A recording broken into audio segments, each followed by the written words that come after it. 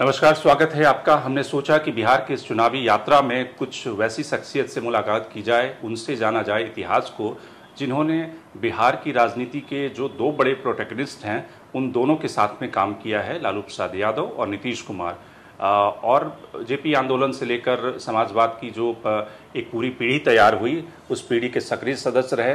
हालांकि बाद में शिवानंद जी राजनीति से एक तरह से रिटायरमेंट ले चुके हैं, लेकिन चूंकि बिहार की राजनीति के ये दो जो चेहरे हैं, इन दोनों के साथ उन्होंने काम किया है, तो उनसे कुछ उनके संस्मरण, इतिहास की बातें और किस तरह से इनके व्यक्तित्व का निर्माण हुआ, ये सब कुछ जानते हैं, कुछ दिलचस्प कहानियाँ।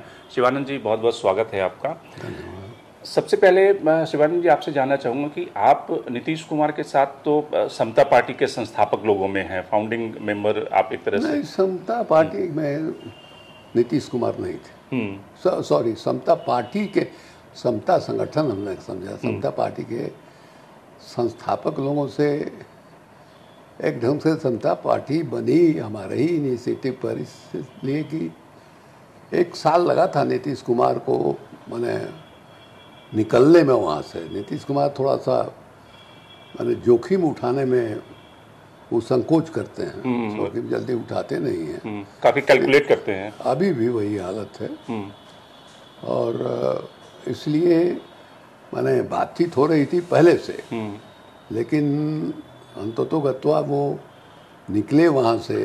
और हम लालू यादव के साथ वो हुई थे, हम भी थे, मंडल कमीशन में हम लोग साथ थे, आडवाणी जी की गिरफ्तारी के फैसले में हम लोग साथ थे। और एक ढंग से कहा जाए तो नीतीश कुमार को लीडर ऑफ अपोजिशन या मुख्यमंत्री बनाने में नीतीश का भी एक रोल था, शरद यादव का रोल था। शरद यादव का ज़्यादा रोल था उनको मुख्यमंत्री बनाने में। तो मंडल कमीशन लागू होने के बाद जो एक जागृति आई पिछड़ों में, तो डॉक्टर लोहिया एक बात बार बार कहते थे कि जब पिछड़े जगेंगे तो उनकी एनर्जी से देश को बदला जा सकता है, समाज को बदला जा सकता है।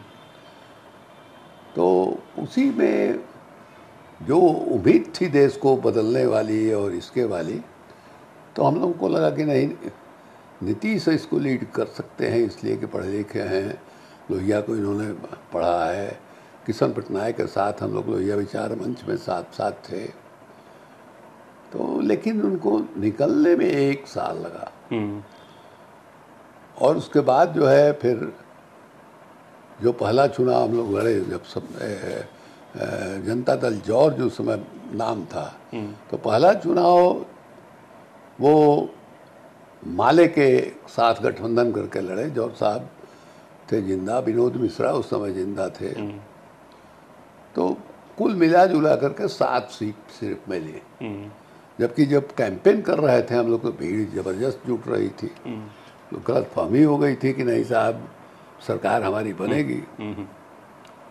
हंसी भी आती है, उस समय कुछ ऐसे लोग भी थे जो सरकारी मकान उकान, बंगला उंगला, कोठी उठी देखने लगे थे कि हमारी सरकार बनेगी तो हम कहाँ रहेंगे। और रिजल्ट निकला तो आसमान से धरती पर धड़ाम से गिरे, 7 लोग जीत पाए। तो नीतीश जी ने उस समय पहले जनता दल जॉर्ज बना, उसके बाद समता पार्टी बनी। तो उस समय घोषणा किया था गांधी मैदान में कि हम यही खूंटा टोक के बैठेंगे। वो विधानसभा भी जीते और लोकसभा के मेंबर तो थे ही। तो लगा लोगों को कि नीतीश जी पार्लियामेंट से इस्तीफा देंगे और बिहार में ही रहेंगे और लालू यादव से लड़ाई लड़ेंगे। लेकिन हो गया उल्टा, विधानसभा से उन्होंने इस्तीफा कर दिया और लोकसभा रख लिया। तो इस तरह से चला। पहला जो चुनाव हुआ उसमें हम आपको बताया कि साथ ही रहा। उसके बाद जो है हम लोग बैठे कि अब क्या किया जाए। तो लालू यादव के साथ एक बहुत बड़ा समूह उस समय था ही, लेकिन लालू यादव जिस ढंग से काम कर रहे थे तो हम लोगों को लगा कि नहीं, ये ठीक नहीं है। तो हुआ कि भाई जब नीतीश भी पिछड़े हैं, नीतीश के ही नेतृत्व में इसको तो नीतीश जी बहुत कठिनाई से निकले वहाँ से। उसके बाद अलग अलग कारणों से लालू जी से लोग नाराज थे। 14 सांसद निकले। तो ये कोई साधारण घटना नहीं थी कि 14 MP जो है एक पार्टी को छोड़ करके निकल जाए। तो इसी से आप अंदाज लगा सकते हैं कि अरे कितना आक्रोश था लोगों में। जौहर साहब नेतृत्व कर रहे थे उसका। लेकिन उसके बाद जब हम लोग बैठे तो हुआ कि अब क्या हो, तो उसी में हुआ कि साहब मैंने भाजपा के साथ अलायंस जो है किया जाए। और भाजपा के साथ अलायंस करने में हमारे जैसे आदमी का एक लॉजिक ये भी था कि मनमोहन सिंह की जो आर्थिक नीति है उसका अटल बिहारी वाजपेयी और भारतीय जनता पार्टी, दत्तोपंत ठेंगड़ी वगैरह सब लोग विरोध कर रहे हैं। और उनका कहना है कि हम स्वदेशी के रास्ते जो है देश का विकास करेंगे। तो ये बहुत बड़ी घोषणा है। मैंने जवाहरलाल नेहरू के समय से ही हम लोग जो फॉलो कर रहे हैं, जो उन लोगों को जो इंडस्ट्रियलाइज शहर है, जिन लोगों ने एक्सप्लॉयटेशन किया उससे उनको जो कैपिटल मिला उससे उन लोगों ने इंडस्ट्रियल रेवोल्यूशन किया। तो हुआ कि नहीं साहब, जो स्वदेशी के रास्ते कह रहा है कि हम देश का विकास करेंगे, उसको कम्युनलिज्म तो छोड़ना पड़ेगा। तो कहा कि ठीक है। और चेहरा भी लिबरल था। इलेक्शन में घोषणा भी कर रहे थे अटल जी।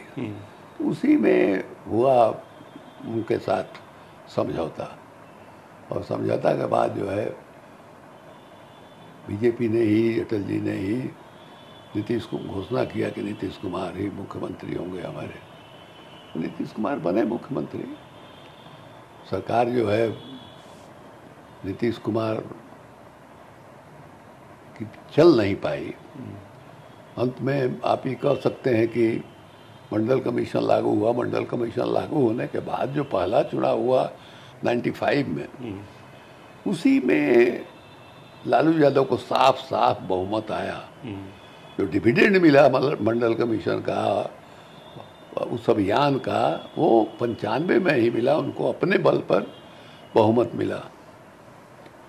लेकिन उसके बाद अगले ही चुनाव में हालत खराब हो गई। एक समय लालू जी कहते थे कि भाई झारखंड मेरे लाश पर बनेगा। और झारखंड तो बन गया। और बन गया, इसके अलावे उनको कांग्रेस पार्टी के जितने भी विधायक थे सबको मंत्री बनाना पड़ा। 2010 में अलग से लड़े, 12 असेंबली की सीट पर 22 सीट पर आ गए लालू जी। तो इसलिए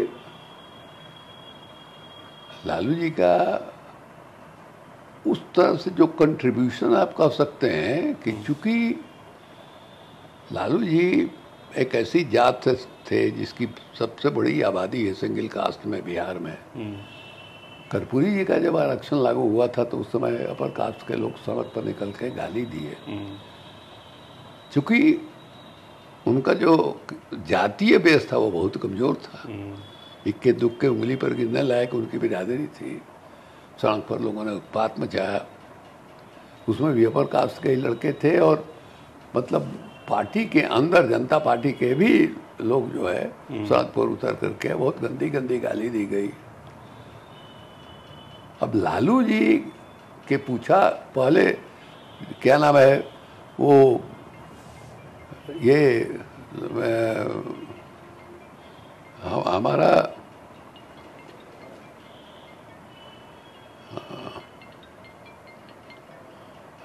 ऐसा तंग किए हुए है। तो हमारा इनका जो बेस था इतना मजबूत था कि कोई बोल नहीं सकता था सामने, ऐसी स्थिति हो गई थी। और बहुत आक्रामक किस्म का उसको बना दिया था लालू जी ने। बिल्कुल। तो इसलिए उसको तोड़ने के लिए बहुत तरह की गोलबंदी हुई। एक तो हुआ कि साहब पिछड़ों को भी आरक्षण दिया जाएगा। लालू जी ने मंडल कमीशन में अति पिछड़ों का ABC का आरक्षण नहीं था।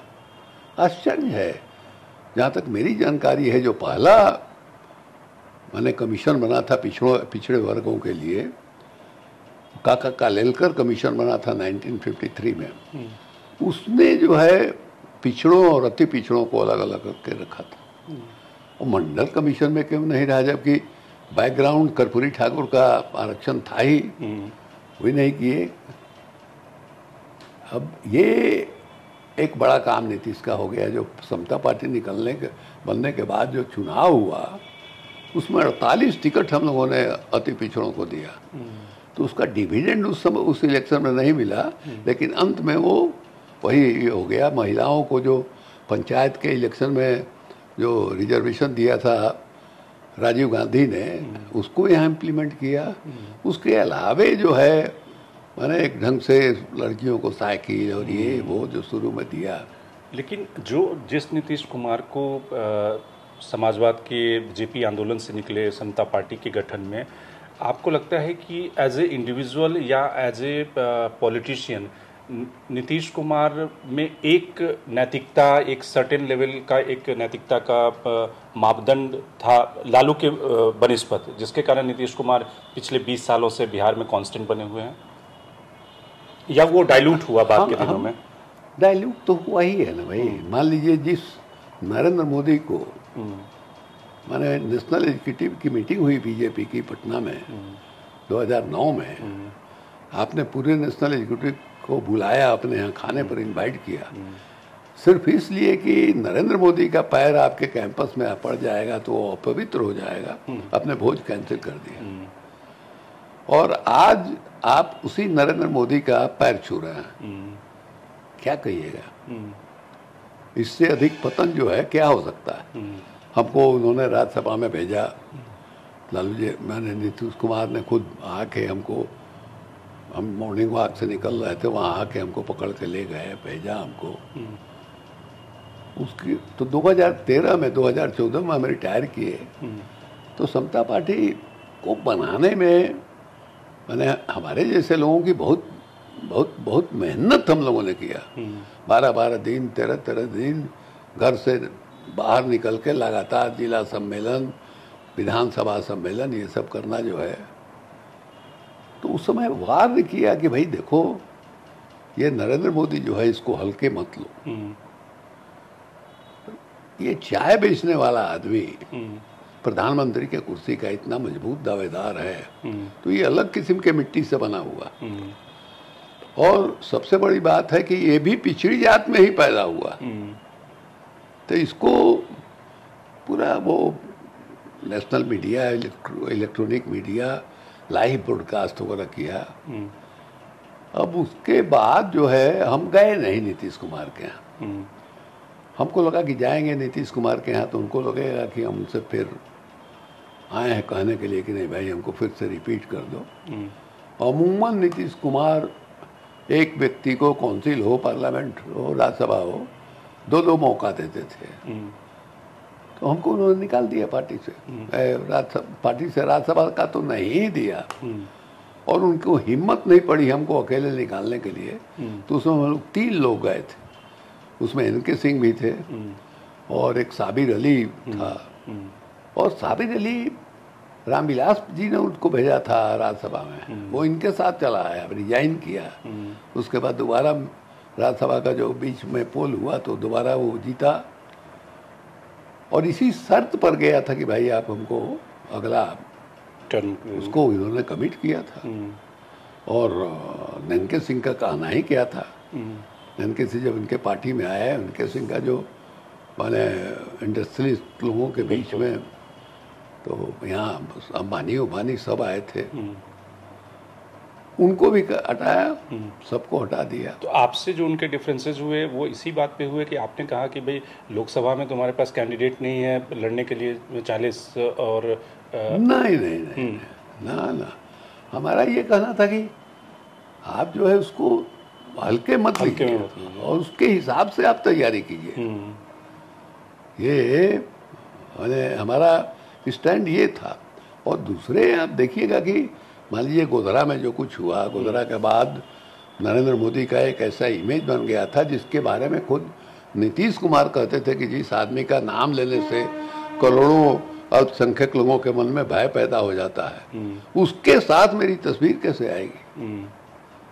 तो कारण दूसरा था, दिखाई दे रहा था कि यह आदमी क्या है।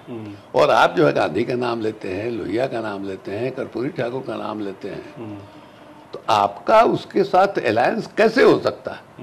अगर आप सचमुच जेन्युइन हैं, गांधी का नाम ले रहे हैं जेन्युइनली, या लोहिया को आपने सचमुच पढ़ा है, किशन पटनायक के साथ आप जुड़े रहे हैं लंबे अरसे तक, तो आप कैसे कर सकते हैं?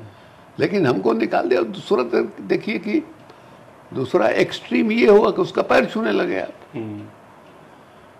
अच्छा, आपने बिहार के विधानसभा में भाषण दिया कि आरएसएस मुक्त भारत बनाएंगे, तो आरएसएस क्या है इसको भी आप समझते थे, तभी आपने इस तरह का स्पीच दिया था।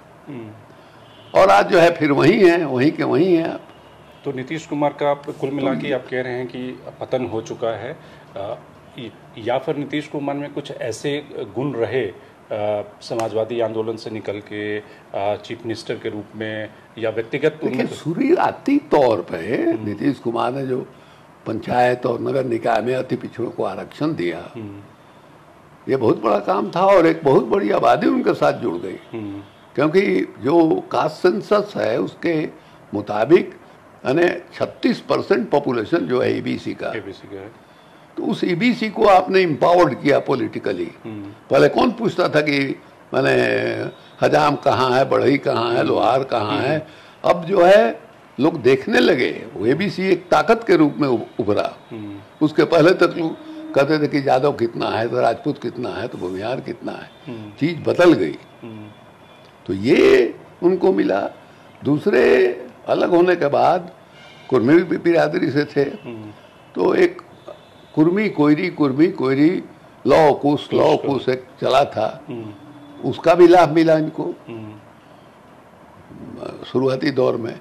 तो घुमा फिरा के इनका वोट बेस जो है वो यादव या कहिए कि एक हद तक मुसलमान, नीतीश कुमार के साथ जो पिछड़े मुसलमान आए, वो जो एक्सट्रीमली बैकवर्ड लोगों का पसमंदा जिसको हम कहते हैं, वहाँ उसका रिजर्वेशन जो मिला, उसमें 18-19 जातियां, उनको भी लाभ मिला।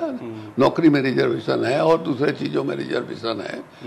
तो ईबीसी मुसलमान जो है नीतीश कुमार के साथ कई चेहरे हैं, आज के दिन भी कई चेहरे हैं। वो लालू यादव के पास तरह चेहरा नहीं है।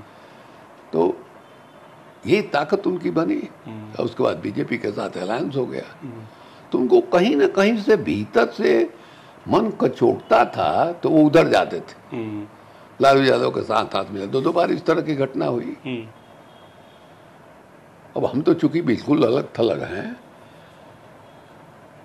लालू यादव बड़े नेता हैं, सोशल जस्टिस के अलंबरदार उनको माना जाता है।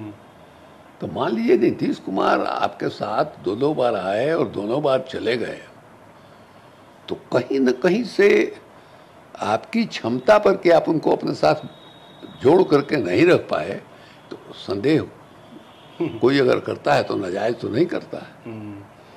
तो इसलिए एक सबको रिस्पॉन्सिबिलिटी लेनी पड़ेगी। आज जो हालत बन गई है, अब भारतीय जनता पार्टी के पास कुछ है ही नहीं सिवा घुसपैठिया। आज के दिन में प्रधानमंत्री, होम मिनिस्टर इतने बेशर्म लोग हैं। अभी जो वोटर लिस्ट वाला स्पेशल रिवीजन चल रहा है, सुप्रीम कोर्ट में कबूल किया है कि कोई घुसपैठिया के आधार पर नाम नहीं काटा गया। लेकिन उसके बावजूद आज के दिन अखबार में भाषण छपा है नरेंद्र क्या नाम है होम मिनिस्टर का। अरे शर्म भी नहीं आती है? तुम्हारी जवाबदेही है, तुम्हारे डिपार्टमेंट की जवाबदेही है कि इस देश में कोई बाहर का देश आदमी घुस नहीं जाए, यहाँ का सिटीजनशिप नहीं बन जाए। देखना, ये होम मिनिस्ट्री का काम है और तुम कह रहे हो घुस आएगा, नहीं घुसने देंगे। तो अब घुसे हैं तो तुम क्या कर रहे थे? एक सवाल जो कई बार लोग पूछते हैं कि नीतीश कुमार के जो भी करीबी लोग थे, जॉर्ज साहब, बाद में उन्होंने जॉर्ज साहब को किनारे कर दिया, शरद यादव उनको किनारे कर दिया, आप थे आपको किनारे कर दिया। अब नीतीश कुमार के आसपास की जो चौकड़ी है वो भुंजा पार्टी वाले सब लोग हैं जो कि चापलूस हैं, जो कि नीतीश कुमार को जवाब नहीं दे सकते। भुंजा पार्टी देखिए, चापलूसी जो है वो हमको लगता है कि अंबेडकर साहब बोले थे कि इस देश में पूजा वाली जो प्रवृत्ति है लोकतंत्र के लिए सबसे बड़ा खतरा वो है। तो यहाँ डेमोक्रेसी माने चलना ही संभव नहीं दिखाई देता है। लालू यादव की पार्टी है, नीतीश कुमार की पार्टी है, नरेंद्र मोदी की पार्टी है। अब वो भगवान है, उन्होंने जो कह दिया, उठा के आपको जो है राज्यसभा में भेज दिया, उठा के आपको कैंडिडेट बना दिया असेंबली का, कोई पूछने वाला नहीं है भाई कैसे कर रहे हो, या नीतीश कुमार ऐसा कर रहे हैं तो कैसे कर रहे हैं भाई। तो ये इस देश में है ही नहीं। नीतीश कुमार ने दे दिया, वो उनका कैंडिडेट है, नीतीश कुमार के जो समर्थक है सोसाइटी में उसको वोट देंगे, लालू यादव के जो समर्थक है उसको वोट देंगे। लेकिन जब आप थे नीतीश के साथ तो आप क्वेश्चन करते थे नीतीश के फैसलों को हैं? आप जब नीतीश जी के साथ थे तो आप क्वेश्चन करते थे नीतीश को खूब कस के। हमने तो 2009 में कहा था कि निकल जाओ यहाँ से। जिस समय इन्होंने भोज कैंसिल किया था उस दिन रात में हम 1 घंटा तक बैठे रहे कि अब यहाँ रहने का तुक क्या है। लेकिन तब भी नीतीश कुमार बने रहे 14 तक 13 तक। वो हंस के टाल देता था, बना रहा एकदम बना रहा। उसमें इसमें शरद यादव भी निकलने के मूड में नहीं थे, लेकिन अंत में निकले लेकिन नीतीश कुमार हिम्मत नहीं कर पाए। तो उस चुनाव के पहले तक निकलने के माने वाली बात के पहले तक वो हर चुनाव में जो सीटों का बंटवारा होता था उसमें एकाध जो है बीजेपी से माने कॉमन शब्द है झटक लेते थे। लेकिन जब ये बात हो गई कि साहब इन्होंने सरेंडर कर दिया एक ढंग से, और शरद यादव को कहा कि भाई आप इनसे क्या नाम है अडवाणी जी से बात कीजिए, तब उसमें फार्मूला तय हो गया कि नहीं, जो जितना सीट पर लड़ता है उतना ही सीट पर लड़ेगा। सीट में कौन कहाँ से लड़ेगा इसमें कुछ एक्सचेंज हो सकता है। तो पहले बांध दिया लोगों ने उसी समय उनको, जो मतलब जो ताकत अपनी दिखा रहे थे वो क्या है ये बांध दिया। उसके बाद से लगातार हैं, लेकिन कहीं ना कहीं से इनको भीतर से एहसास हुआ होगा। जब आग के फिर जा रहे थे, लोकल कोई चैनल था, हमने उस पर हाथ जोड़ करके कहा कि मत करो ऐसा। हमने चिट्ठी लिखी, सोशल मीडिया में वायरल हुआ।